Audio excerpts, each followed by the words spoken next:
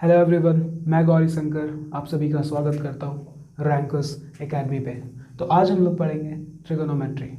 तो चलिए शुरू करते हैं आज का सेशन।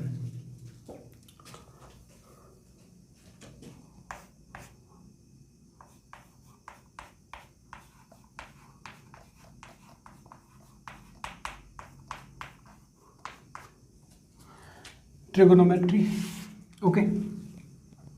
तो हम लोग समझेंगे कि ट्रिगोनोमेट्री होता क्या है। ट्रिगोनोमेट्री को समझने से पहले कुछ हम लोग एग्जाम्पल्स देख लेते हैं कि ये ट्रिगोनोमेट्री होता क्या है और कहाँ पे ये काम करता है। अगर मैं आपसे कहता हूँ, अगर मैं ये कहूँ कि ये जो है आईफिल टावर है, क्या है ये आईफिल टावर। फॉर एग्जाम्पल चलो मान लो यार कि ये क्या है, आईफिल टावर है। आप पेरिस गए हो आईफिल टावर देखने और आप आईफिल टावर पहुंचने ही वाले हो। इसका मतलब ये हुआ कि आप अभी भी आईफिल टावर से दूर, आप अभी भी आईफिल टावर से कुछ डिस्टेंस पे हो। आ रहा है बात समझ में? तो हम वो डिस्टेंस मेज़र कर लिए, ठीक है, वो डिस्टेंस हम मेज़र कर लिए। डिस्टेंस मेज़र करने के बाद पता चला कि हम जो है अभी आईफिल टावर से 200 मीटर के डिस्टेंस पे हैं। कितना? 200 मीटर के डिस्टेंस पे है। अगर मैं आपसे ये कहता हूँ कि चलो, अगर हमें ये पता है ना कि हम आईफिल टावर से 200 मीटर की दूरी पे हैं, तो क्या आईफिल टावर का हाइट फाइंड किया जा सकता है क्या? आईफिल टावर का हाइट फाइंड किया जा सकता है क्या? हाइट मतलब ये आईफिल टावर का बेस है, ये बेस हुआ। बेस से इसका जो टॉप पॉइंट है ना, इसका जो टॉप पॉइंट है ये इसी के पैरेलल है टॉप पॉइंट। तो क्या ये डिस्टेंस फाइंड कर सकते हैं? ये जो है वो हाइट होगा। आ रहा है बात समझ में? ये हाइट होगा। इस पूरे सिनेरियो को, अगर ये पूरा सिनेरियो, इस पूरे सिनेरियो को मैं फिर से बनाता हूँ और थोड़ा डिफरेंट तरीके से। इस बार क्या है ना कि जो आईफिल टावर इस तरीके से मैं बनाया था, इसी आईफिल टावर को अब ऐसे ना बना करके मैं इस तरीके से सपोज करता हूँ कि ये जो है ये आईफिल टावर है। क्या है ये जो है वो आईफिल टावर है। तो हम यहाँ पे इस आईफिल टावर का नाम दे रहे हैं। इस आईफिल टावर का नाम क्या है? A B. ये जो बी है, ये जो पॉइंट बी है, ये बेस हो गया आईफिल टावर का। और आईफिल टावर ऊंचा है, आईफिल टावर ऊंचा है, तो ये आईफिल टावर का क्या हुआ? ये आईफिल टावर का क्या हुआ? टॉप पॉइंट हुआ। क्या हुआ? टॉप पॉइंट हुआ। मैंने आपसे अभी कहा था कि आप अभी आईफिल टावर के पास पहुंचने ही वाले हो, लेकिन अभी आप अभी भी कुछ दूरी पे खड़े हो। तो वो जो डिस्टेंस है, मान लेते हैं कि आप अभी यहाँ पे हो। मान लेते हैं कि आप अभी यहाँ पे हो। तो कितना डिस्टेंस है? आप आईफिल टावर से कितनी दूरी पे खड़े हो? आप खड़े हो 200 मीटर की दूरी पे, ठीक है। अगर मैं ये कहता हूँ कि अभी आपको बस इतना पता है ना, अभी आपको बस इतना पता है कि आप आईफिल टावर से कितने दूरी पे खड़े हो, बस इतना ही पता है। तो अगर मैं ये कहता हूँ कि क्या आप हाइट फाइंड कर सकते हो? हाइट का मतलब हो गया ये, क्या height of Eiffel tower find कर सकते हो? तो जवाब है हाँ, फाइंड कर सकते हैं। कैसे? with the help of a mathematical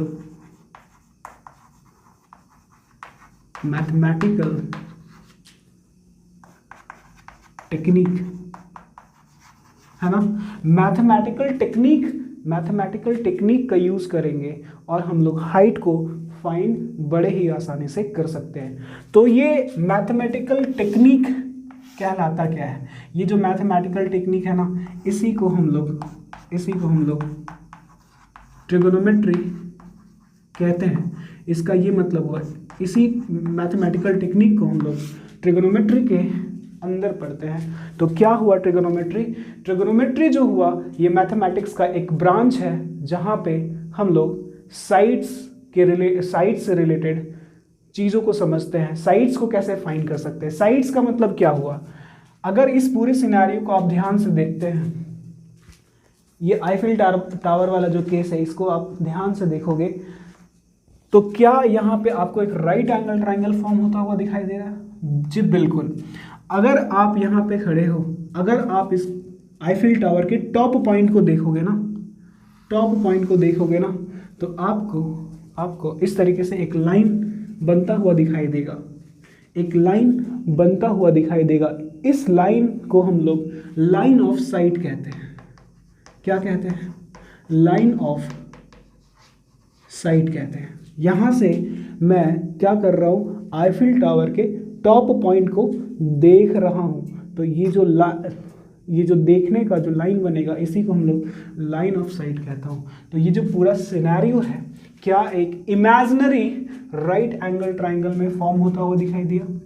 ये आईफिल टावर ग्राउंड पे कंप्लीटली खड़ा है, सीधा परपेंडिकुलरली खड़ा है, तो क्या यहाँ पे 90 डिग्री बनाएगा वो, तो ये क्या बन गया? Right angle triangle. और मैं ये बात कर रहा था कि आईफिल टावर का हाइट को फाइंड करना है। इसका मतलब ये हुआ, ये जो ट्राइंगल आपको दिखाई दे रहा है, कौन सा ट्राइंगल? Triangle ABC, AB। अगर इस पॉइंट को हम C बोलता हूँ, अगर इस पॉइंट को मैं C बोलता हूँ, तो ये कैसा ट्राइंगल हो गया?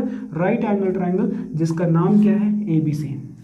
इस ABC में आपको BC पता है, और मैं आपसे क्या फाइंड करने के लिए बोला? BA, मतलब AB आपको फाइंड करना है।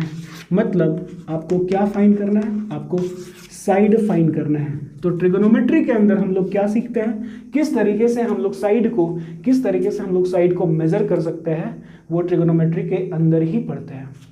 ठीक है, आया बात समझ में? ओके।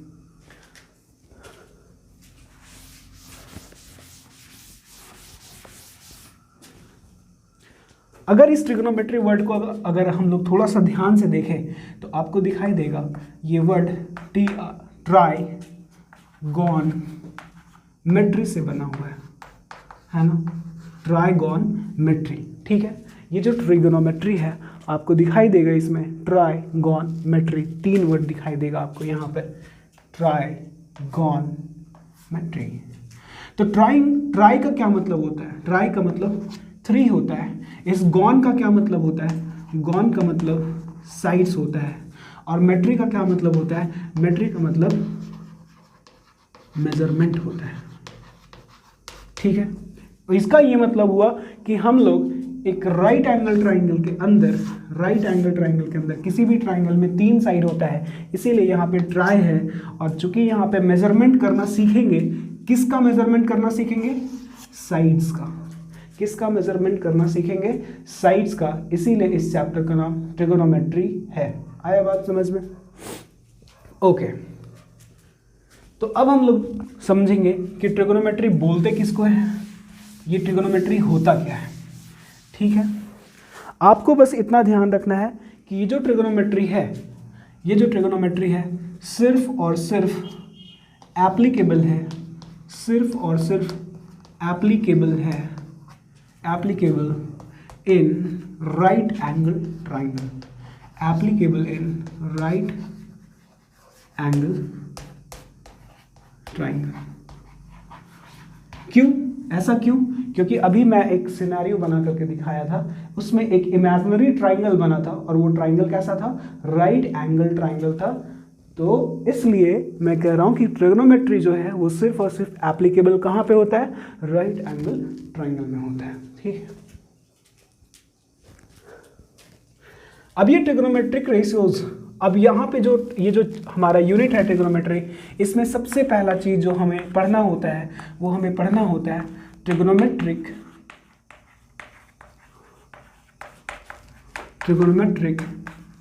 रेशियो के बारे में, है ना, ट्रिगोनोमेट्रिक रेशियो के बारे में। ठीक है, तो ये ट्रिगोनोमेट्रिक रेशियोज जो होता है वो डिफाइन होता है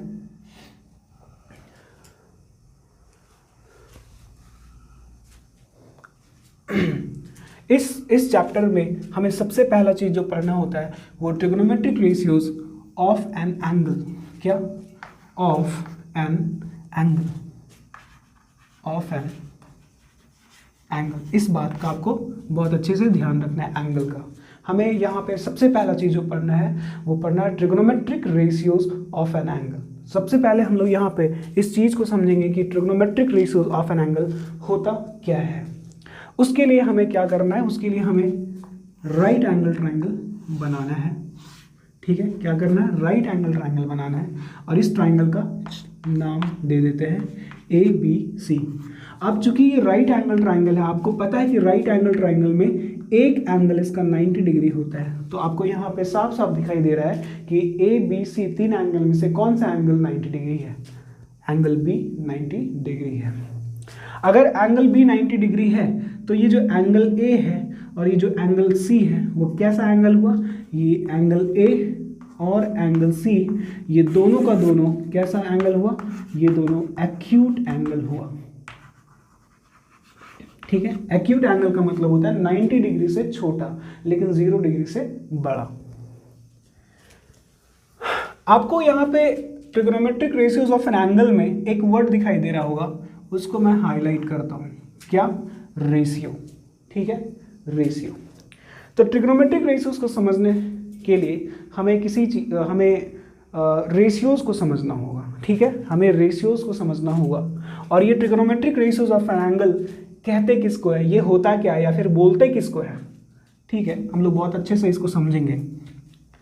तो करना क्या है, अगर मैं आपसे कहता हूं कि आप क्या करो, अब फाइंड करो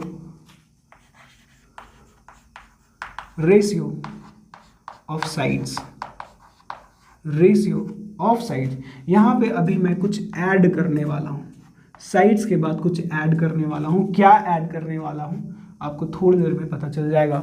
रेशियो ऑफ साइड्स निकालना है। क्या निकालना है, रेशियो ऑफ साइड्स निकालना है। सबसे पहले आप अगर इस ट्राइंगल में ध्यान से देखते हो तो यहाँ पे आपको साइड कौन कौन सा दिखाई देगा, AB, दूसरा साइड है BC और AB BC, और तीसरा जो साइड है वो कौन है, AC। कौन है, AC। तो यहाँ पे टोटल कितना साइड्स हुआ, टोटल 3 साइड हुआ। किसी भी ट्राइंगल में 3 ही साइड होता है। ओके, तो यहाँ पे 3 साइड है। इन 3 साइड्स को लेकर के आपको रेशियोज बनाना है। क्या बनाना है, रेशियो ऑफ साइड्स बनाना है। क्या बनाना है आपको, रेशियो ऑफ साइड्स। तो रेशियो ऑफ साइड्स, सबसे पहले रेशियो क्या होता है, ये जो आपको ऐसा दिखाई देता है ना, इसी को हम लोग रेशियो बोलते हैं। तो इसको क्या रीड करेंगे, इसको कहते हैं, इसको रीड करते हैं हम लोग ratio of x and y, ratio of x and y। यहाँ पे आपको क्या फाइंड करना, रेशियो ऑफ साइड्स, मतलब यहाँ पे रेशियो होगा, इस तरफ साइड आएगा और इस तरफ भी साइड आएगा। अगर ऐसा आपको कहीं पे दिखाई देता है तो आप इसको क्या कह सकते हो, इसको आप कह सकते हो रेशियो ऑफ साइड्स कह सकते हो। आया बात समझ में, ठीक है। तो रेशियो ऑफ साइड्स आपको फाइंड करना है, ठीक है। तो हमारे पास साइड कौन कौन सा था, AB, BC और last one is AC। Ratio of sides, ठीक है। तो जितना भी पॉसिबल हो सकता है, जो भी रेशियोज निकालेंगे हम लोग यहाँ पे, तो जो भी जितना तरह का पॉसिबल रेशियोज बनाया जा सकता है इन साइड्स के हेल्प से, वो सारा रेशियोज हम लोग बनाएंगे, ठीक है। रेशियो ऑफ साइड, एक बात मैंने यहाँ पे भी कहा था कि रेशियो ऑफ साइड्स निकालना है, लेकिन यहाँ पे मैंने बोला था कि यहाँ पे मैं अभी कुछ ऐड करने वाला हूँ। वो क्या चीज़ है, हम लोग यहाँ पे रेशियो ऑफ साइड्स निकालेंगे ज़रूर, लेकिन विथ रिस्पेक्ट टू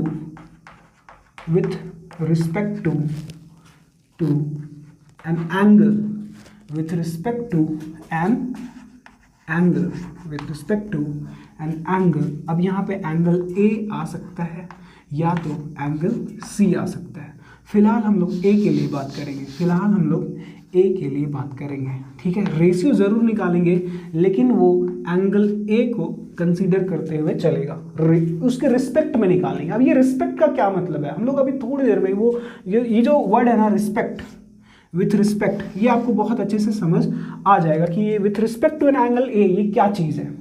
इसका बस इतना ध्यान रखना है, अगर मैं ये कहूँ कि राइट एंगल ट्राइंगल में जो 90 डिग्री होता है ना, जो 90 डिग्री होता है, उसके जस्ट ऑपोजिट में कौन सा साइड होता है, या फिर ये कह सकते हो कि ये जो साइड आपको दिखाई दे रहा है, टोटल 3 साइड है, 1 2 और ये 3, तो 90 डिग्री के सामने वाला जो ऑपोजिट साइड है, या फिर आप ऐसे कह सकते हो कि 90 डिग्री के सामने वाला साइड को आप क्या बोलते हो, आप इसको हाइपोटेनस कहते हो।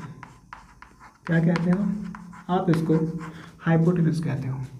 बचा हुआ दो साइड में एक परपेंडिकुलर होता है, एक परपेंडिकुलर होता है, और ये हाइपोटेनस, ये परपेंडिकुलर, ये वाला परपेंडिकुलर, ये वाला हाइपोटेनस, बचा ये थर्ड वन, इसको क्या बोलोगे? इसको बेस बोला जाएगा। लेकिन क्या ये सही है? क्या ये साइड को परपेंडिकुलर बोलना सही है और इसको बेस बोलेंगे? क्या ये फिक्स्ड है? क्या ऐसा फिक्स कर दिया गया है कि जो वर्टिकल होगा उसी को परपेंडिकुलर बोलना है? तो इसका आंसर है नहीं। ट्रिगोनोमेट्री में परपेंडिकुलर को डिफाइन करना होता है और परपेंडिकुलर का एक अपना डेफिनेशन होता है। वो डेफिनेशन क्या है? समझते हैं। जरूरी नहीं है कि ये हमेशा परपेंडिकुलर होगा, ठीक है। तो हम लोग क्लास 9 तक क्या कर रहे थे? हम लोग अक्सर जनरली हम लोग हमेशा इसी को परपेंडिकुलर मान रहे थे और इसको हम लोग हाइपोटेनस मान रहे थे और इसको हम लोग क्या सपोज कर रहे थे? इसको हम लोग बेस। लेकिन ऐसा नहीं है। ये जो आपको विथ रिस्पेक्ट टू वर्ड दिखाई दे रहा है, ये जो आपको with respect to an angle A दिखाई दे रहा है, अगर मैं यहाँ पे इसका नाम लिखूँ इस ट्राइंगल का ABC, अगर मैं यहाँ पे लिखता हूँ with respect to an angle A, इसका ये मतलब होता है with respect to an angle A, इसका ये मतलब होता है कि एंगल A को मार्क करो और एंगल A के सामने वाला साइड मतलब BC को परपेंडिकुलर बोलेंगे। बस इतना ही मतलब होता है with respect to an angle A। अगर ये परपेंडिकुलर है, 90 डिग्री यहाँ पे B पे है, तो सामने वाला साइड हाइपोटेनस होगा। अगर ये हाइपोटेनस है, ये परपेंडिकुलर है, तो ये क्या हो गया? ये बेस हो गया। अगर मैं इसी स्टेटमेंट को चेंज कर देता हूं with respect to an angle C, अब सिनेरियो चेंज हो जाएगा। सी बोला गया ना, किसके रिस्पेक्ट में बात कर रहे हैं? सी के रिस्पेक्ट में बात कर रहे हैं। तो सी के सामने वाला साइड को देखो आप, सी के सामने वाला साइड, एंगल सी को यहां पे कंसीडर किया जा रहा है। तो सी के सामने कौन है? ए बी है। ए बी को परपेंडिकुलर बोलेंगे। ये मतलब होता है with respect to an angle C, an angle. अगर C को कंसीडर करोगे तो C के सामने वाला परपेंडिकुलर होगा, अगर A को कंसीडर करोगे तो A के सामने वाला परपेंडिकुलर होगा। बस इतना ही मतलब होता है with respect to an angle. आया बात समझ में? अगर ये हाइपोटेनस है, एंगल C को कंसीडर कर रहे हैं, C के सामने वाला परपेंडिकुलर, तो ये BC क्या बनेगा? ये BC बेस बनेगा। क्या बनेगा? बेस बनेगा। आया बात समझ में? तो ये मतलब होता है with respect to an angle, ठीक है। तो समझ आ गया होगा ये जो वर्ड लिखा हुआ है with respect to an angle A, ठीक है। अगर मैं यहाँ पे इस तरीके से एक बार फिर से 90 डिग्री है, यहाँ पे एक ट्राइंगल का नाम PQR है, ठीक है। अब यहाँ पे ये जो मैं मार्क कर रहा हूँ ना, मतलब इसका ये मतलब हुआ कि एंगल P को कंसीडर किया जा रहा है, एंगल P को कंसीडर कर रहे हैं, ठीक है। एंगल P को कंसीडर कर रहे हैं, तो P के सामने वाला साइड QR को क्या बोलेंगे? QR को परपेंडिकुलर बोलेंगे मेरे भाई। और यहाँ पे 90 डिग्री है ना, 90 डिग्री के सामने तो हमेशा कौन होता है? हाइपोटेनस होता है। एंगल P को कंसीडर कर रहे थे, इसलिए P के सामने वाला साइड परपेंडिकुलर बन गया और ये PQ क्या बन जाएगा? फिर बेस बन जाएगा। क्या बन जाएगा? बेस बन जाएगा। अगर फिर से मैं इसी ट्राइंगल को बनाता हूँ PQR को, आपको साफ साफ दिखाई दे रहा होगा कि एंगल Q 90 डिग्री है। 90 डिग्री का वैल्यू कहाँ पे लाई कर रहा है, या फिर 90 कहाँ लाई कर रहा है? Q पे लाई कर रहा है। इसका ये मतलब हुआ कि या तो हम लोग P को कंसीडर करेंगे या तो हम लोग आर को कंसीडर करेंगे। ठीक है, मैं बोल रहा हूँ यहाँ पे मैं बोल रहा हूँ कि आप आर को कंसीडर करो, एंगल आर को कंसीडर करो। तो आर के सामने कौन सा साइड है, पी क्यू। तो जो एंगल का बात करेंगे हम लोग किसके रिस्पेक्ट में बात कर रहे हैं, आर एंगल आर के रिस्पेक्ट में बात कर रहे हैं, इसलिए आर के सामने वाला साइड पी क्यू है, तो ये परपेंडिकुलर बन जाएगा। जो भी एंगल जिस एंगल के रिस्पेक्ट में बात करेंगे ना, उसके सामने वाला साइड परपेंडिकुलर कहलाएगा। 90 डिग्री के सामने हमेशा फिक्स्ड होता है हाइपोटेनस, ये हाइपोटेनस, ये परपेंडिकुलर, बचा कौन, ये बेस हो गया। ठीक है, तो बस यही मतलब आपको हमको बताना था आप लोगों को with respect to an angle A. यहाँ पे मैं कौन से एंगल को कंसीडर कर रहा हूँ, एंगल सी को या एंगल ए को, एंगल ए को कंसीडर किया जा रहा है। यहाँ पे किसको कंसीडर किया जा रहा है, एंगल ए को कंसीडर किया जा रहा है। ठीक है, आया बात समझ में। अभी यहाँ पे हम लोग समझ रहे थे trigonometric ratios of an angle. तो ये ट्रिग्नोमेट्रिक रेशियोज को समझने के लिए हमने क्या कहा, हमने कहा आपको क्या फाइंड करना है, रेशियो ऑफ साइड्स फाइंड करना है। रेशियो ऑफ साइड्स फाइंड करना है। रेशियो ऑफ साइड्स का मतलब होता है, रेशियो ऑफ साइड्स, जैसे यहाँ पे साइड्स 3 है तो आप ऐसे लिख सकते हो AB is to BC, AB is to BC। क्या इसी रेशियो को आप कन्वर्ट करके फ्रैक्शन के फॉर्म में लिख सकते हैं, AB और ये इस टू है जो है वो अपॉन में चेंज हो जाएगा और ये BC यहाँ पे डिनोमिनेटर में आ जाता है। क्या ये बात आपको पता है, रेशियो को आप फ्रैक्शन के फॉर्म में भी लिख सकते हो। तो इसको भी हम लोग रेशियो बोलते ही हैं, इसको तो रेशियो कहा जाता है। फिलहाल अभी हम लोग इसको भी रेशियो बोलेंगे। ठीक है, इस फ्रैक्शन वाले को भी हम लोग रेशियो बोलेंगे क्योंकि इसको भी हम लोग इस फॉर्मेट में लिख सकते हैं और इस फॉर्मेट, ये जो रेशियो वाला फॉर्मेट है, इसको फ्रैक्शन के फॉर्मेट में लिखा जा सकता है। इसका मतलब ये हुआ कि ये तो रेशियो है ही, इसको भी रेशियो हम लोग कह सकते हैं। आया बात समझ में। तो हम अभी क्या करना है ना, हम लोगों को इस फॉर्मेट में लेकर के लिखना है, इस फॉर्मेट में लेकर के आगे हम लोग समझेंगे इस चीज़ को। ठीक है, अब रेशियो ऑफ साइड्स फाइंड करना है तो जितना भी पॉसिबल रेशियोज बनाया जा सकता है, जितना भी पॉसिबल है ना, जो भी पॉसिबल रेशियोज बनाया जा सकता है वो सारा पॉसिबल रेशियोज को आपको लिखना है। देखो यहाँ पे कैसे मैं लिखता हूँ।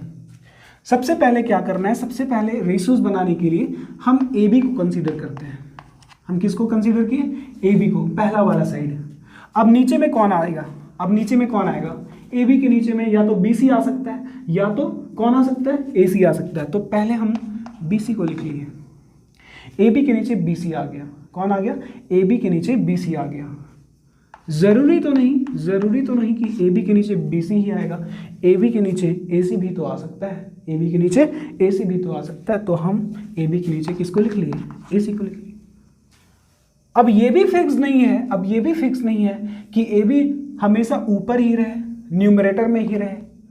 क्या जरूरी है क्या कि ए बी न्यूमरेटर में ही रहेगा, नीचे भी तो आ सकता है, वो भी तो एक रेशियो होता है। क्योंकि आपको पता होना चाहिए, अगर 1:2 लिख रहे हो, ये एक रेशियो है, तो 2:1 भी तो लिखा जा सकता है। ये 1:2 को 1/2 लिखते हो और ये 2:1 को आप 2/1 लिखते हो।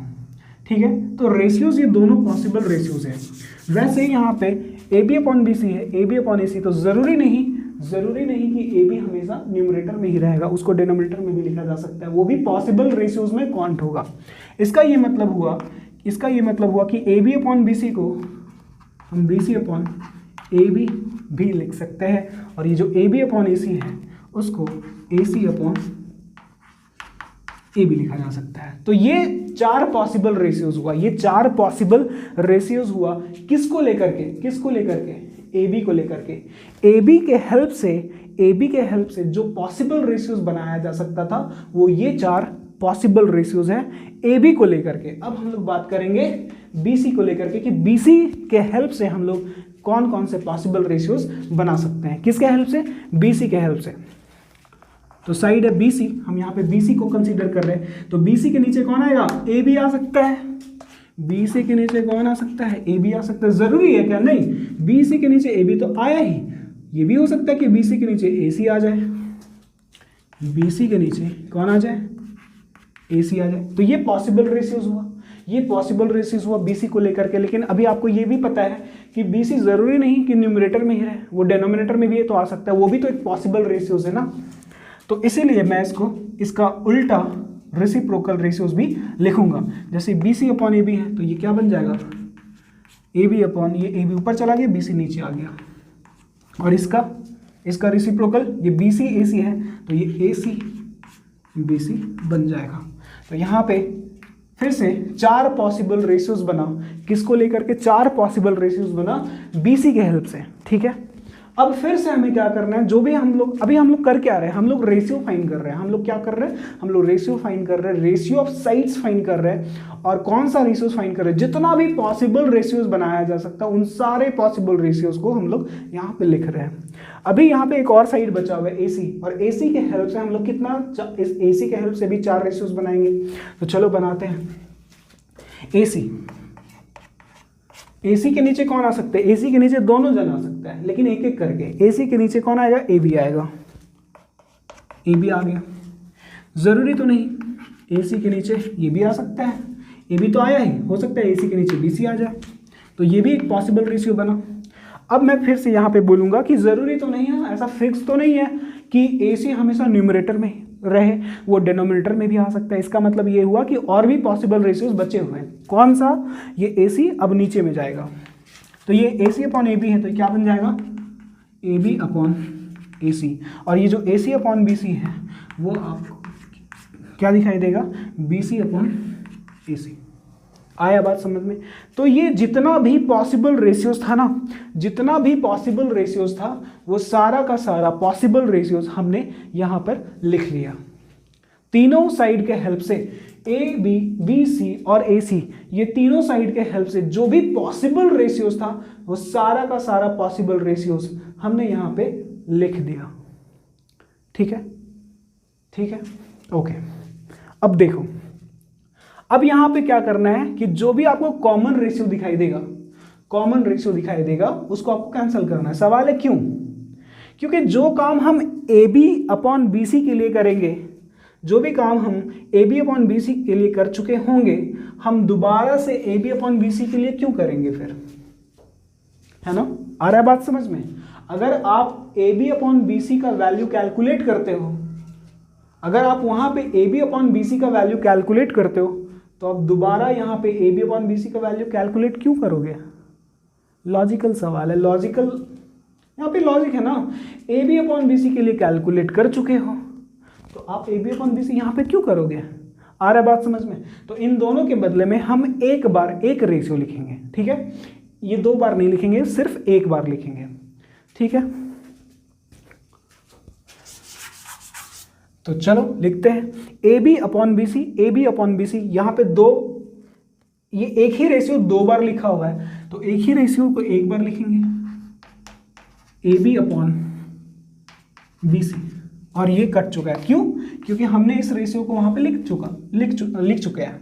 ठीक है, ओके। अब आप दूसरा AB upon AC, AB upon AC दिखाई दे रहा है। AB अपॉन AC आप देखो तो कहीं और है क्या, AB अपॉन AC, तो आपको दिखाई देगा AB अपॉन AC। यहाँ पे देखो AB अपॉन AC कट गया, AB अपॉन AC 2 बार लिखा हुआ था सेम रेशियो, तो इसीलिए इस रेशियो को हम 1 बार लिखेंगे, क्या, AB upon AC। AB upon AC, ये थोड़ा सा बड़ा हो जा रहा है, इसको मैं छोटा करके लिखता हूँ, AB अपॉन BC। और दूसरा क्या है, AB अपॉन AC। ठीक है, तीसरा क्या हुआ, ये तो कट चुका है, ये BC अपॉन AB है। हमने यहाँ पे BC अपॉन AB को लिख दिया, तो BC अपॉन AB जब लिख चुके हैं तो BC अपॉन AB अगर लिख चुके हैं तो BC अपॉन AB फिर दोबारा क्यों लिखेंगे। ये दोनों सेम रेशियो तो एक ही बार लिखेंगे ना, BC अपॉन AB। वैसे ही AC अपॉन AB लिखेंगे, AC अपॉन AB लिखेंगे, तो AC अपॉन AB को भी काट देंगे तो और भी AC अपॉन AB कहाँ दिखाई दे रहा है, यहाँ पे दिखाई दे रहा है। तो AC अपॉन AB 2 बार लिखा हुआ था, इन दोनों के बदले में 1 बार लिखें। ठीक है, और क्या बचा, BC अपॉन AC है, क्या बचा, बी सी अपॉन ए सी। कहाँ है बी सी अपॉन ए सी, तो ये B C upon A C, B C upon A सी 2 बार लिखा हुआ है तो इसको भी 1 बार लिखेंगे हम लोग, बी सी अपॉन ए सी। एक और रेशियो बचा हुआ है ए C upon B C, A C upon B C, ठीक है, ए C upon B C, A C upon B C, ठीक है। तो इस ए सी अपॉन बी सी को भी हम लोग काट देंगे। यहाँ पे जितना भी पॉसिबल रेशियोज था सबसे पहले हमने क्या किया, सारे पॉसिबल रेशियोज को लिखा। उसके बाद पॉसिबल रेशियोज में जो जो कॉमन रेशियोज था, अगर कोई 2 बार है तो उसको 2 बार हटा करके 1 बार लिखा। तो इस तरीके से हमने यहाँ पे सारे रेशियोज को लिख दिया, ठीक है। अब ये सारे रेशियोज को मैं हटा देता हूँ क्योंकि इसका अब तो कोई काम ही नहीं है।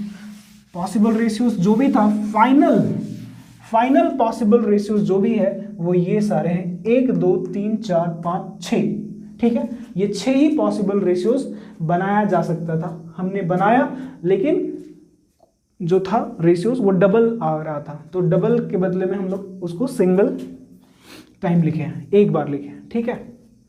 अब सुनो, ये जो भी रेशियोज हैं वो किसके रिस्पेक्ट में है, किसके रिस्पेक्ट में है, एक रिस्पेक्ट में, किसके रिस्पेक्ट में, एक रिस्पेक्ट में है, किसके रिस्पेक्ट में है, एक रिस्पेक्ट में है। तो क्या, अच्छा अगर मैं इस रेशियोज को यहां पे दोबारा ऐसे लिखता हूं, A B upon B C, फिर दूसरा वाला A B upon A C, A B upon A C, और तीसरा वाला B C upon A B, B C upon A B. या फिर मैं ऐसे कहूँ कि इसको थोड़ा सा ना रीअरेंज करके लिखते हैं। रीअरेंज का क्या मतलब होता है कि किसी को तो फर्स्ट बोलना पड़ेगा ना कि ये फर्स्ट रेशियो है, सेकंड रेशियो है, थर्ड रेशियो है, ऐसे करके बोल सकते हैं, बिल्कुल बोल सकते हैं। तो सबसे पहले मैं यहाँ पे किसी को अगर सेलेक्ट करता हूँ तो मैं बी सी अपॉन ए सी को सेलेक्ट करूँगा, बी सी अपॉन ए सी को सेलेक्ट करता हूँ। तो बी सी अपॉन ए सी कहाँ है, बी सी अपॉन ए सी सबसे लास्ट में है, तो उसको मैंने सर्कल कर दिया, सर्कल से उसको घेर दिया। इसका ये मतलब है कि बी सी अपॉन ए सी को मैं यहाँ पे लिख चुका हूँ, ठीक है। अब सेकेंड रेशियो जो है मैं सेकेंड रेशियो को ए बी अपॉन ए सी लिखूंगा। कहाँ है A B upon A C, A B upon A C, ये वो तो सेकेंड में ही था, तो चलो ए बी अपॉन ए सी, ठीक है। तीसरा कौन हो सकता है, B C upon A B. कहाँ है B C upon A B, ये तो थर्ड नंबर पे ही है, तो उसको तो थर्ड नंबर पे ही लिखेंगे, B C upon A B, ठीक है। तो ये 3 रेशियोज को हमने लिख दिया, 1 2 3 बचे हुए 3 को यहाँ पे मैं लिखूंगा, ठीक है। तो यहाँ पे लिखते हैं, बच गया कौन कौन, ये 3।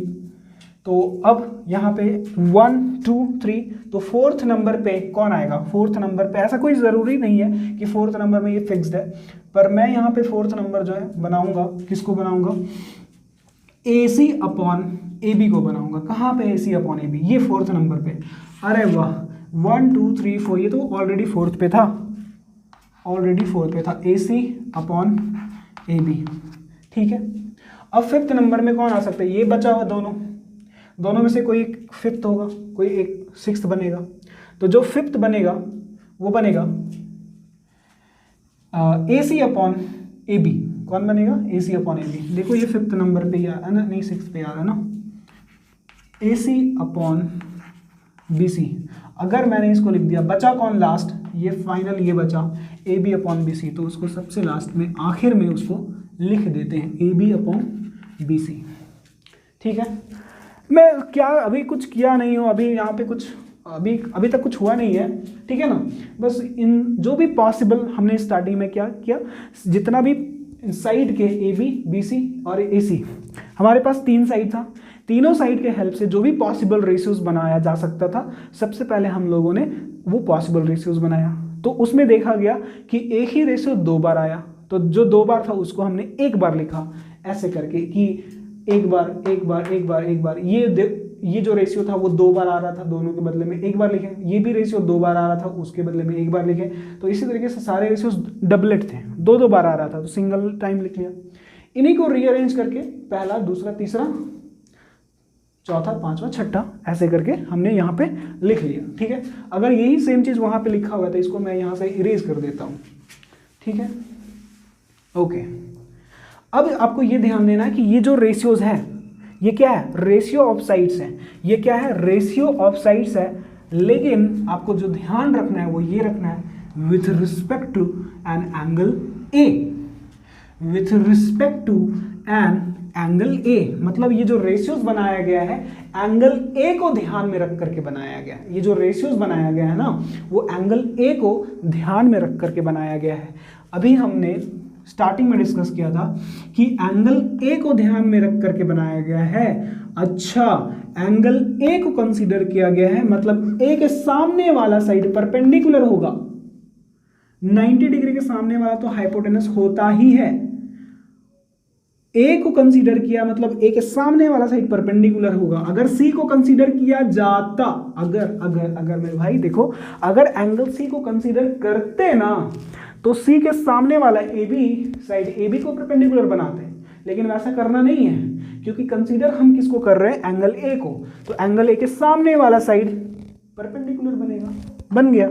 यह हाइपोटेनस तो फिक्स्ड है, तो बचा कौन, ए बी क्या बन जाएगा, ए बी बन जाएगा बेस। आया बात समझ में? ठीक है, तो चलो कन्वर्ट करते हैं इन सारे रेशियोज को। अब हम लोग उस फॉर्मेट में कन्वर्ट करते हैं, एच पी बी के फॉर्म में कन्वर्ट करते हैं। यहां पे है B C upon A C. B C का मतलब है, बी सी का मतलब है परपेंडिकुलर, तो इस बी सी को आप पी लिख सकते हो। और ये जो ए सी दिखाई दे रहा है, ए सी का मतलब है, ए सी का मतलब एच, ए सी का मतलब है एच। तो ये जो बी सी अपॉन ए सी है, इसको हम लोग परपेंडिकुलर अपॉन हाइपोटेनस लिख सकते हैं, बिल्कुल लिख सकते हैं। करना क्या है, ए बी को हम बी लिख दिए, बी सी को हम पी लिख दिए, ए सी को हम एच लिख दिए। यहाँ पे बी सी अपॉन ए सी था तो बी सी का मतलब क्या है, बी सी का मतलब पी है, तो बी सी की जगह पे पी लिख दिए। यहाँ पे डिनोमिनेटर में ए सी लिखा हुआ था, ए सी का क्या मतलब है, हाइपोटेनस है, तो ए सी का वैल्यू हाइपोटेनस हो गया, एच हो गया। आया बात समझो? उसी तरीके से सभी को आपको चेंज करना है। तो ए बी है यहाँ पे, ए बी का क्या मतलब है, ए बी का मतलब बी है, बेस है। और ये ए सी का क्या मतलब है, ए सी का मतलब हाइपोटेनस है। ठीक है, उसके बाद थर्ड वाले पे आते हैं, बी सी का क्या मतलब है, बी सी का मतलब पी है, बी सी का मतलब पी है। और ये ए बी का क्या मतलब है, ए बी का मतलब बी है। ठीक है, ये रेशियोज हमें मिल रहे हैं। ठीक है, नेक्स्ट ए सी अपॉन बी सी है। ए सी का क्या मतलब है, हाइपोटेनस है। और ए बी का क्या मतलब है, ए बी का मतलब है बी फॉर बेस। फिर से देखो यहाँ पे ए सी का क्या मतलब है, ए सी का मतलब एच है। और ये बी सी का क्या मतलब है, बी सी का मतलब पी है। और लास्ट ए बी का क्या मतलब हो गया, ए बी का मतलब बी है और बी सी का मतलब पी है। ठीक है, तो ये रेशियोज में था। आपको मैं फिर से याद दिलाता हूं कि ये जो रेशियोज है ना, ये जो रेशियोज हैं with respect to W R T, with respect to, ये जो रेशियोज है वो किसके रिस्पेक्ट में है, एंगल ए के रिस्पेक्ट में है। किसके रिस्पेक्ट में है, एंगल ए के रिस्पेक्ट में। ठीक है, अब सबसे इंपॉर्टेंट चीज, सबसे इंपॉर्टेंट बात, ये जो रेशियोज ऑफ साइड है ना, रेशियोज ऑफ साइड्स है ना, इन्हीं को हम लोग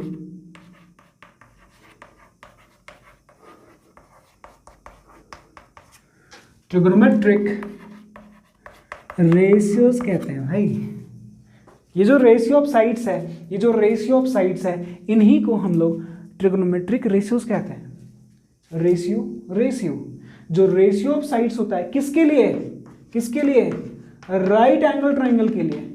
ये जो रेशियो ऑफ साइड्स आएगा, ये जो साइड आएगा कहां से आएगा, राइट एंगल ट्राइंगल का होना चाहिए। कहां का होना चाहिए, राइट एंगल ट्राइंगल का होना चाहिए। आप जो रेशियो ऑफ साइड्स बनाते हो, इसका ये मतलब होता है कि आप ट्रिग्नोमेट्रिक रेशियोज बना रहे हो। आप जो रेशियो ऑफ साइड्स बनाते हो ना, तो आप क्या बना रहे हो, आप ट्रिग्नोमेट्रिक रेशियोज बना रहे हो। आपको पता नहीं था, लेकिन आप बना रहे थे क्या, ट्रिग्नोमेट्रिक रेशियोज। इसका ये मतलब हुआ ना, ये तो साइड्स है, साइड्स का रेशियो है, ये रेशियो ऑफ साइड्स है, ये क्या है, रेशियो ऑफ साइड्स है। ओ, इसका मतलब ये हुआ कि ये क्या बन गया, ट्रिग्नोमेट्रिक रेशियोज। तो ये क्या हुआ, ट्रिग्नोमेट्रिक रेशियो है। ये क्या है, ट्रिग्नोमेट्रिक रेशियो है। ये क्या है, ट्रिग्नोमेट्रिक रेशियो है। ये ट्रिग्नोमेट्रिक रेशियो है, ये ट्रिग्नोमेट्रिक रेशियो, ये भी ट्रिग्नोमेट्रिक रेशियो है। ये सारा क्या हो गया, ट्रिग्नोमेट्रिक रेशियोज कहलाएगा। क्या कहलाएगा, ट्रिग्नोमेट्रिक रेशियोज। चूंकि ये रेशियोज जो साइड्स का था वो एंगल ए के रिस्पेक्ट में था, इसीलिए इसको क्या बोलेंगे, इसको बोलेंगे हम लोग, ये जो रेशियो ऑफ साइड्स है with respect to an angle ए।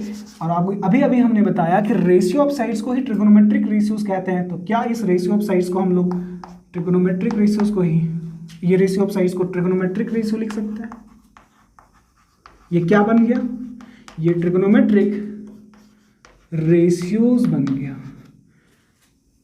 किसका, ये जो रेशियो ऑफ साइड्स था कौन से एंगल के रिस्पेक्ट में था, एंगल ए के रिस्पेक्ट में था। इसीलिए क्या बनेगा, trigonometric ratios of an angle ए। आया बात समझ में? देखो ऐसे बनता है trigonometric ratios. Ratio of sides को ही ट्रिग्नोमेट्रिक रेशियोज बोला जाता है। वो जो रेशियो ऑफ साइड्स था वो एंगल ए के रिस्पेक्ट में है, इसीलिए ट्रिग्नोमेट्रिक रेशियोज ए के रिस्पेक्ट में बनेगा। आया बात समझ में? ठीक है, तो ये रेशियो ऑफ साइड्स बन गया, मतलब ट्रिग्नोमेट्रिक रेशियोज बन गया। अब थोड़ा सा आगे बढ़ते हैं और समझते हैं चीज़ों को। यहाँ पे ये तो बन गया, ठीक है।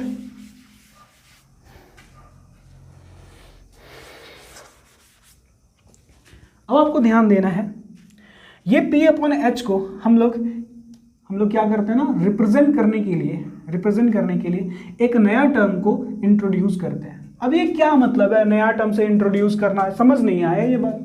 अच्छा, एक रुक जाओ यार, बता रहे जो रेशियो ऑफ साइड होता है ना, उसी को ट्रिग्नोमेट्रिक रेशियोज आप कहते हो। आप मेरे को ये बताओ कि ऑक्सीजन, केमिस्ट्री में आप ऑक्सीजन पढ़ते हो, क्या इस ऑक्सीजन को रिप्रेजेंट करने के लिए आप O2 लिखते हो ना? अगर मैग्नीशियम लिखना होता है तो मैग्नीशियम इतना बड़ा वर्ड ना लिख करके आप सीधा Mg लिखते हो ना। तो आप इसको रिप्रेजेंट करने के लिए, इसको लिखने के लिए आप Mg लिखते हो, मतलब एक नया टर्म इंट्रोड्यूस हो, उसको सिंबल कहते हैं हम लोग, है ना। अगर पोटेशियम लिखना होता है, ये सारे एलिमेंट्स हैं, इनका सिंबल, पोटेशियम का सिंबल क्या होता है, K होता है। मतलब ये हुआ कि पोटेशियम को लिखने के लिए हमने एक नया टर्म, एक नया चीज को इंट्रोड्यूस किए, वो क्या था, K था। किसके लिए, पोटेशियम के लिए। उसी तरीके से इस P/H को रिप्रेजेंट करने के लिए हमने एक नया टर्म को इंट्रोड्यूस किया, और इस P/H को हमने कहा साइन कहा। क्या कहा, साइन कहा। हमने साइन कहा। P/H को रिप्रेजेंट करने के लिए, डिनोट करने के लिए हमने इस P/H को साइन कहा। जैसे पोटेशियम के लिए K कहा, मैग्नीशियम के लिए Mg, ऑक्सीजन के लिए O2 दैट इज O। उसी तरीके से P/H को हमने साइन कहा। ये जो रेशियो ऑफ साइड्स है किसके रिस्पेक्ट में था, A के रिस्पेक्ट में, इसीलिए ये जो क्या बन गया, ट्रिग्नोमेट्रिक रेशियोज बन गया। किसके रिस्पेक्ट में, A के रिस्पेक्ट में। आपको ये भी ध्यान रखना होगा कि इस साइन के बगल में यहाँ पे क्या आएगा, एंगल A आएगा। ठीक है। B/H को रिप्रेजेंट करने के लिए हम लोगों ने डिफाइन किया एक नया टर्म, उसको हमने कहा कोसाइन। क्या, कोसाइन। अब चूंकि ये क्या है, रेशियो ऑफ साइड्स है विथ रिस्पेक्ट टू A, तो ये ट्रिग्नोमेट्रिक रेशियोज हम लोग इसको कहते हैं। तो ये भी किसके रिस्पेक्ट में आएगा, A के रिस्पेक्ट में। ठीक है, यहाँ पे B C upon A B है, इसका मतलब पी अपॉन बी है। तो हमने पी अपॉन बी को रिप्रेजेंट करने के लिए एक नया टर्म को इंट्रोड्यूस किया। वो जो नया टर्म है उसको हम टेंजेंट कहते हैं। क्या कहते हैं? टेंजेंट कहते हैं। चूंकि ये रेशियो ऑफ साइड है ए के रिस्पेक्ट में, इसीलिए टेंजेंट के बगल में यहाँ पे ए आएगा। ठीक है, क्या आएगा? ए आएगा। यहाँ पे थोड़ा सा स्पेस कम है, चलो ठीक है, कोई दिक्कत नहीं है। ये जो h अपॉन बी है ना, h अपॉन बी है ना, h अपॉन बी को रिप्रेजेंट करने के लिए h अपॉन बी को रिप्रेजेंट करने के लिए हमने एक नया टर्म इंट्रोड्यूस किया और उसको हम कहते हैं कोसाइन। सॉरी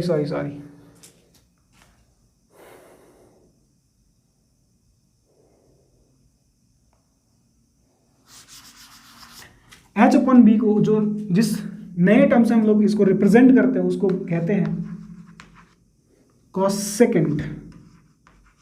क्या कहते हैं? कॉसेकेंट। ये जो रेशियोज है, रेशियो ऑफ साइड्स है, किसके रिस्पेक्ट में? ए के रिस्पेक्ट में। इसीलिए ये जो ट्रिग्नोमेट्रिक रेशियो है वो भी किसके रिस्पेक्ट में आएगा? ए के रिस्पेक्ट में। h अपॉन पी को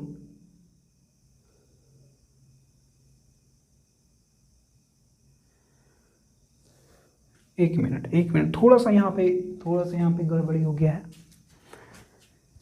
हमें ए सी अपॉन बी सी को ऊपर लिखना था और ए सी अपॉन ए बी को नीचे लिखना था। बस हमें क्या करना है कि इसको उठा करके यहाँ लिखना है, इसको यहाँ पे लिखना है। ठीक है,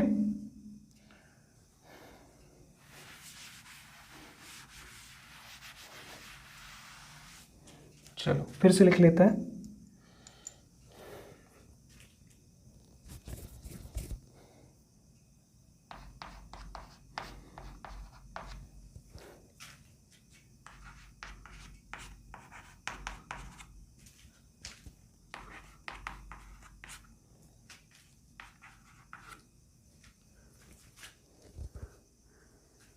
कुछ गड़बड़ी तो नहीं है? एक मिनट होल्ड करना।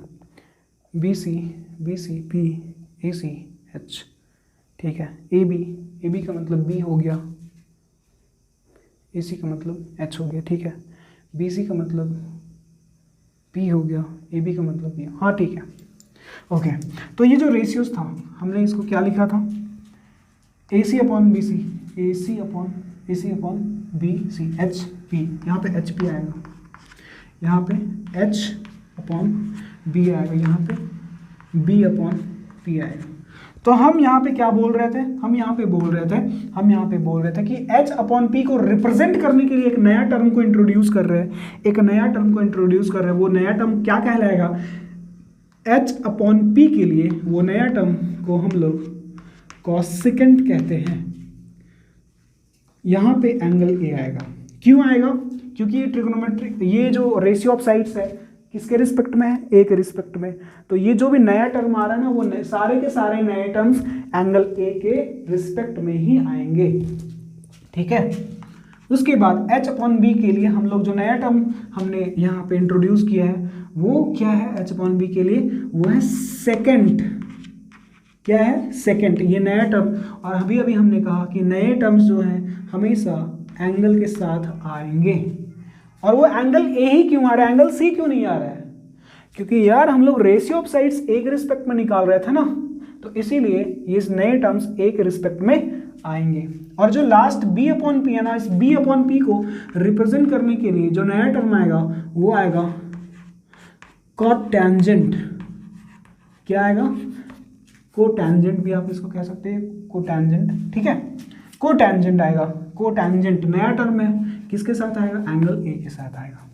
तो ये जो नया टर्म आपको दिखाई दे रहा है, जिसको मैं अभी अंडरलाइन करने वाला हूँ, जिसको मैं यहाँ पे अंडरलाइन करने वाला हूँ, ये साइन, ये कोसाइन, ये टेंजेंट, ये कॉसेकेंट, ये सेकेंड और ये कोटेंजेंट, ये जो नया टर्म है जिसको मैं अंडरलाइन किया हूँ, इन्हीं को हम लोग क्या कहते हैं? इन्हीं को हम लोग ये साइन को, कोसाइन को, है ना, टेंजेंट को, कॉसेकेंट को, फिर सेकेंड को, और लास्ट वन कौन, कोटेंजेंट। कोटेंजेंट को हम लोग क्या कहते हैं, हम लोग क्या कहते हैं, इन्हीं को एक्चुअली में टी रेशियोज कहा गया है। क्या कहा गया है, इन्हीं को टी रेशियोज, इन्हीं को टी रेशियोज कहा गया है। ठीक है, आया बात समझ में। तो ये टी रेशियोज कहलाता है। आपको एक बात का यहाँ पे ध्यान रखना है कि टी रेशियोज, अब आपको समझ आ गया है कि ये साइन क्या है, टी रेशियो है, ये कोसाइन क्या है, ये टी ट्रिग्नोमेट्रिक रेशियो है, ये टेंजेंट क्या है, ट्रिग्नोमेट्रिक रेशियो है। क्यों, क्योंकि इसका वैल्यू क्या है, P upon H, P upon H, ये P अपॉन एच है। इसका मतलब ये कैसे इसको लिख सकते हैं, P/H लिख सकते हैं। तो इसका वैल्यू रेशियो में आ रहा है, साइन का वैल्यू रेशियो में आ रहा है, इसीलिए इसको ट्रिग्नोमेट्रिक रेशियो कहते हैं। क्या कहते हैं, ट्रिग्नोमेट्रिक रेशियो। तो हमारे पास ट्रिग्नोमेट्रिक रेशियोज कितना आया, 6 आया। कितना आया, 6। पहला, दूसरा, तीसरा, चौथा, पांचवा, छठा। ये पहला ट्रिग्नोमेट्रिक रेशियो हुआ साइन, दूसरा ट्रिग्नोमेट्रिक रेशियो है कोसाइन, तीसरा टेंजेंट, और फोर्थ ट्रिग्नोमेट्रिक रेशियो जो है वो कॉसेकेंट है। जो फिफ्थ ट्रिग्नोमेट्रिक रेशियो जो है वो सेकंड है, और जो सिक्स्थ ट्रिग्नोमेट्रिक रेशियो जो है वो कोटेंजेंट है। आपको इस बात का ध्यान रखना है ना कि जो ट्रिग्नोमेट्रिक रेशियोज होता है वो हमेशा एंगल के लिए डिफाइन होता है, एंगल के लिए डिफाइन होता है। इसका क्या मतलब है, ट्रिग्नोमेट्रिक रेशियोज के जस्ट बगल में आपको हमेशा एंगल दिखाई देगा। क्या दिखाई देगा, एंगल, है ना, क्या दिखाई देगा, एंगल। ये ट्रिग्नोमेट्रिक रेशियोज है लेकिन साथ में एंगल हमेशा आएगा। ठीक है, एंगल आपको दिखाई देगा। अगर ये बिना एंगल का दिखाई देता है इस तरीके से तो वो मीनिंगलेस हो जाएगा, उसका कोई मतलब नहीं है। इसका मतलब ये हुआ कि इसके बगल में हमेशा क्या आएगा, एंगल आएगा। अब वो कौन एंगल होगा वो तो डिपेंड करता है कि आप कौन सा एंगल कंसीडर कर रहे हैं। आया बात समझ में। अभी क्या है ना कि अभी आपको क्या करना है कि आप इसको नोट कर सकते हैं, ये आप इसको नोट करेंगे। ठीक है,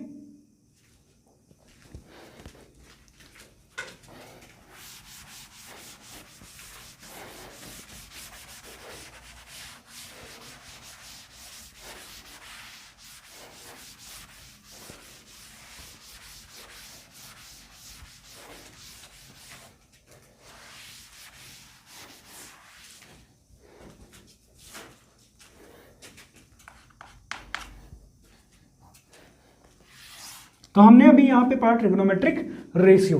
ठीक है, हमने क्या पढ़ा, ट्रिग्नोमेट्रिक रेशियो। और ट्रिग्नोमेट्रिक रेशियो कहते किसको है, 6 ट्रिग्नोमेट्रिक रेशियो होता है। कौन कौन, साइन, उसके साथ हमेशा एंगल आएगा। हम एंगल सी को भी कंसीडर कर सकते हैं और ए को भी। अगर सी को कंसीडर करेंगे तो सी के सामने वाला परपेंडिकुलर बन जाएगा, है ना। लेकिन अभी हम उसको कंसीडर नहीं करेंगे, ए को ही कंसीडर करेंगे क्योंकि ए के बगल में क्या लिखा हुआ, पी लिखा हुआ, तो ए को कंसीडर करते हैं। तो साइन ए, ये पहला ट्रिग्नोमेट्रिक रेशियो है। ठीक है, दूसरा ट्रिग्नोमेट्रिक रेशियो कौन है, वो है कोसाइन एंगल ए। तीसरा कौन है, तीसरा है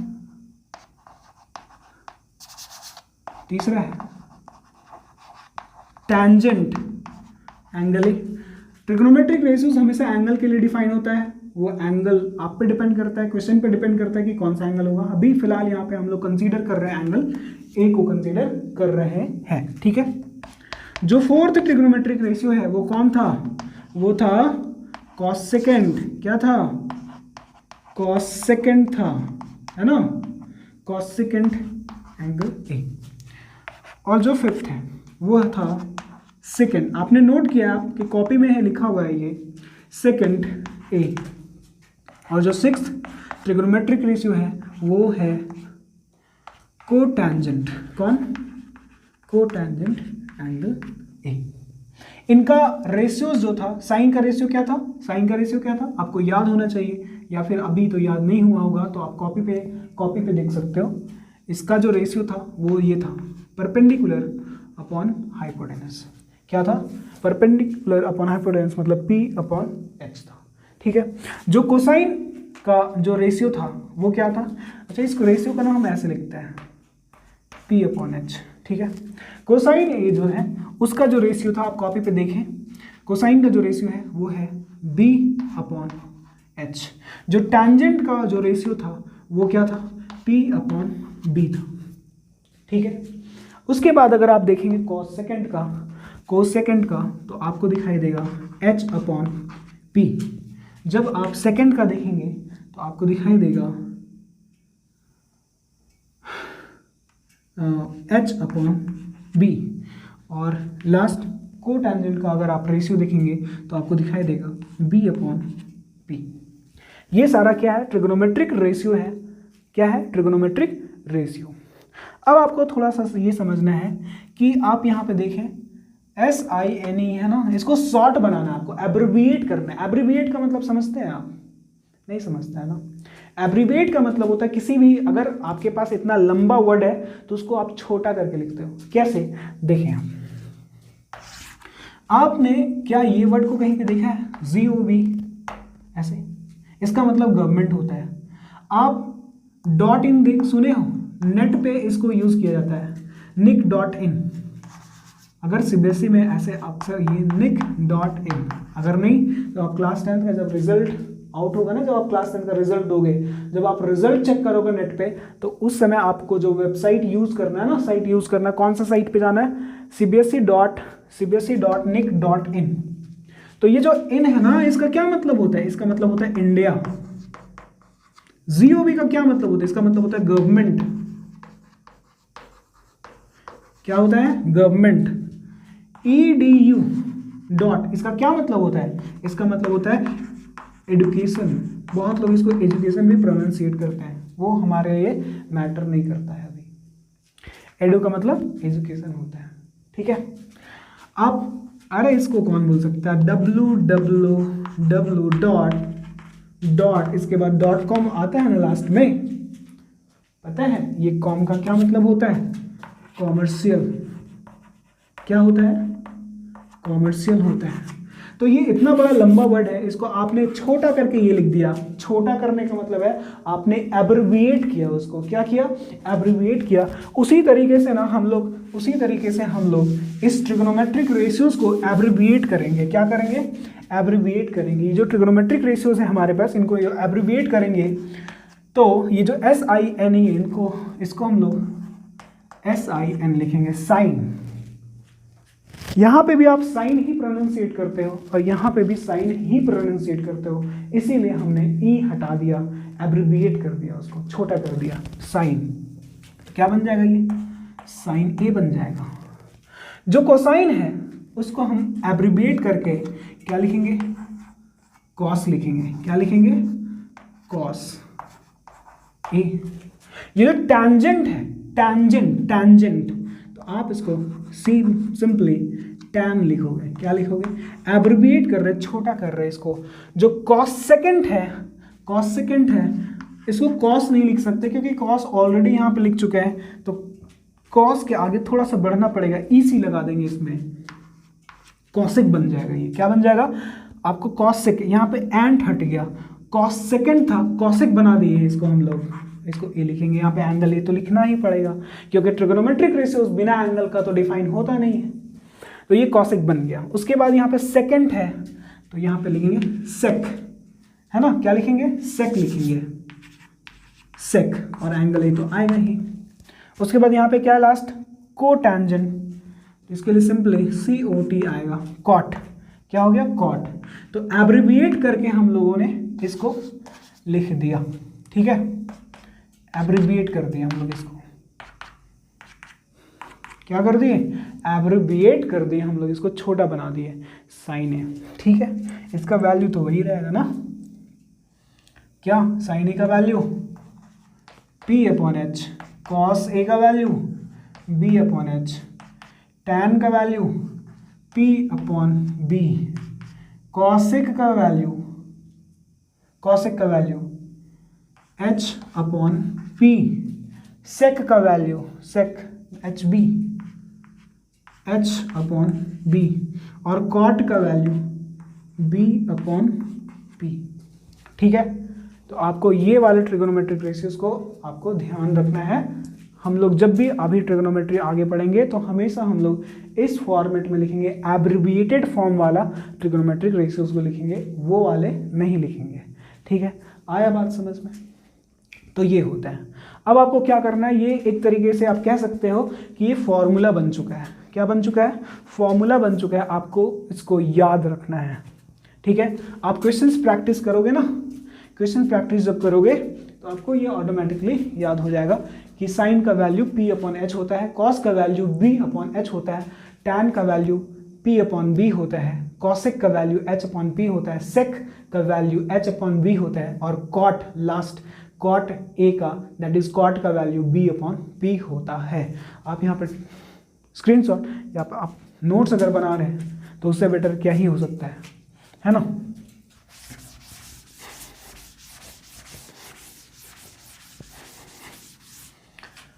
तो हमने जो आज पढ़ाई किया है वो बस ये पढ़ाई किया है ना?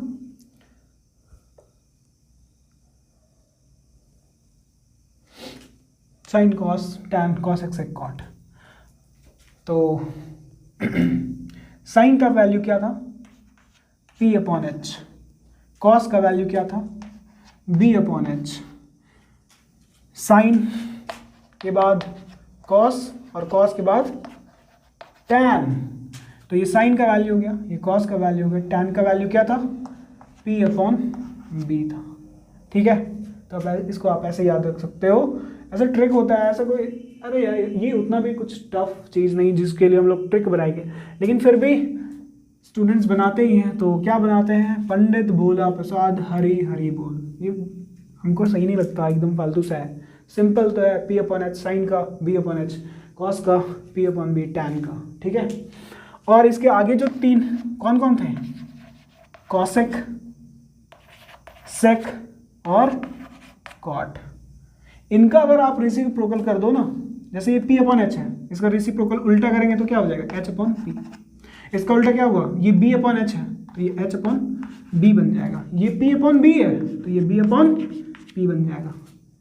अगर ये साइन का है, ये कॉस का है, ये टैन का है, तो ये किसका हो जाएगा? साइन का उल्टा कॉसेक का बन जाएगा, ये सेक का बन जाएगा, और ये कॉट का बन जाएगा।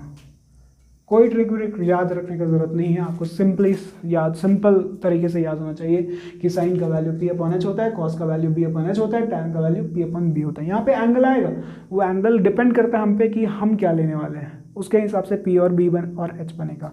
S तो फिक्स होता है 90 डिग्री के, सामने वाला साइड हमेशा हाइपोटेनस होता है। चेंज ये दोनों करता है, कभी ये P बनेगा कभी ये P बनेगा। ठीक है, अगर एंगल C को कंसीडर करेंगे तो C के सामने वाला साइड AB जो होगा वो परपेंडिकुलर बन जाएगा। एंगल A को कंसीडर करेंगे तो A के सामने वाला साइड परपेंडिकुलर बनेगा। ठीक है मेरे भाई, तो आज का क्लास हम लोग यहीं पे एंड करता है, और इसके आगे हम लोग नेक्स्ट वीडियो में नेक्स्ट क्लास में पढ़ेंगे। Thank you very much join होने के लिए। अगर आप यहाँ तक पहुँच चुके हैं इसका मतलब ये हुआ कि आप क्लास को एंजॉय कर रहे थे। Thank you for joining rankers academy.